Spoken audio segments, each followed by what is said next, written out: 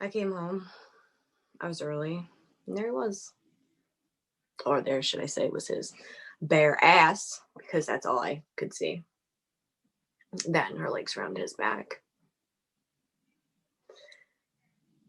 Actually, they're around his neck. And I remember thinking, what's Richard doing? Fucking a gymnast on my grandmother's dining room table. I actually remember standing there marveling at their flexibility. Mary Lou saw me first. Richard! Oh my God! Oh my God! He turns, he sees. Lots of silence, lots of fumbling for clothes that aren't there. He tries to apologize. He tries to make it my fault.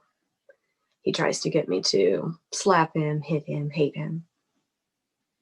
And all I can think about is the condition of my grandmother's dining room table.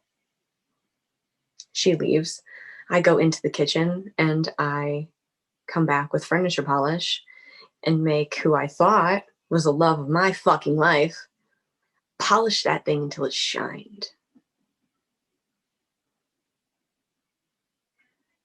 The next morning, I put the table out on the street and it was gone in 30 seconds, as was he.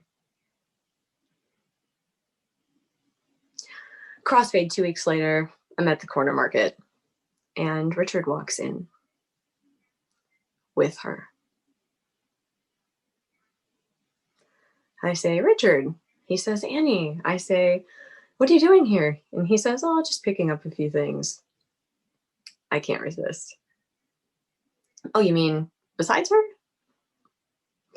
She calls me a bitch. Heads turn, the kid behind the counter looks at us.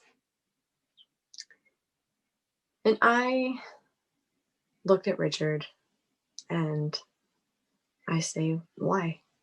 All I want to know is why.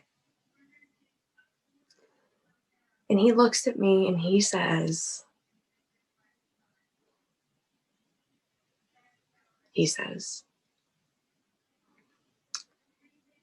because you care too much in a world that doesn't give a shit anymore.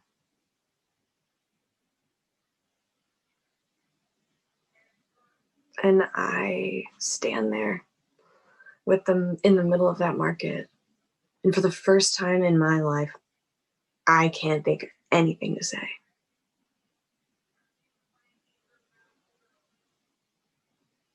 So I run out of the market, out of my neighborhood, out of my life as I know it, and to my local U-Haul where I order a truck for the first time in my life, pack up everything I own and start driving around the city in circles until I come upon the sign, apartment for rent, which I do. After being told how lucky I am.